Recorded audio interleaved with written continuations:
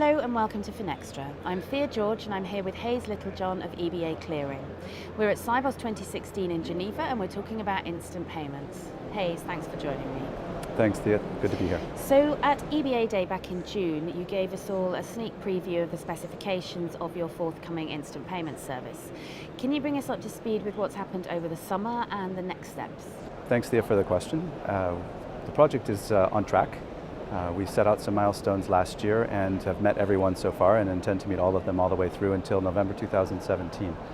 Since the summer, we've published our specifications to those PSPs that are interested in joining and have an implementation plan in somewhere between 2017 and 2018. That community has grown from the initial 39 funding banks that had agreed already in May to fund the project to a community of about 80 PSPs who are interested in being there. So the project is on time, on budget, and we see a lot of enthusiasm growing for it. So are you gaining more traction for the service among potential users?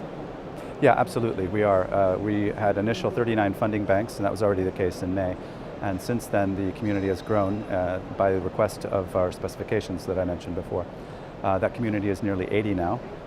PSPs that intend to go live in 2017 or 2018. In addition, though, we have a lot of requests from payment systems providers who will enable those banks to go live. So behind that is a number of other banks that are also interested in going live. So traction is good.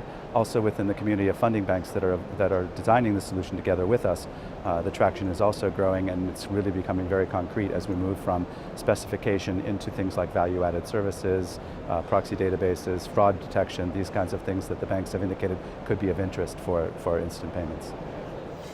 And how do you think your service compares to the national services that we're seeing being developed and taken forward across Europe?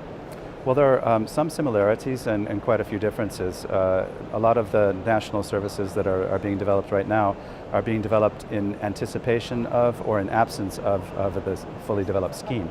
The scheme, as you know, is in development and won't be finalized till later this year. So many communities that wanted to go live early have done this on a different basis, using components that were around in order to make good time to market. What's evolved in the meantime are discussions together with the ECB and the community of banks and CSMs to allow a pre-funded model rather than a deferred net settlement model to evolve. This is what we're developing too. This was our design from the beginning. And I think as the other ideas mature and other solutions mature, they will also move to this in order to be able to enable some kind of interoperability in the future. Okay, so let's dig into that topic a bit more. How do you envisage getting to kind of pan-European adoption for instant payments, and are we going to see interoperability? Yeah, absolutely. Interoperability is key on everybody's minds because obviously, although it is an optional scheme, it's very, very important that access is achieved, and that's a key tenet of the central bank in its deliberations.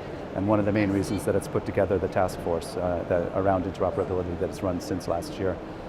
We're actively involved in dialogue with the ECB, with the ERPB, and with the community of CSMs and banks in order to try to develop a solution that works for all of the community.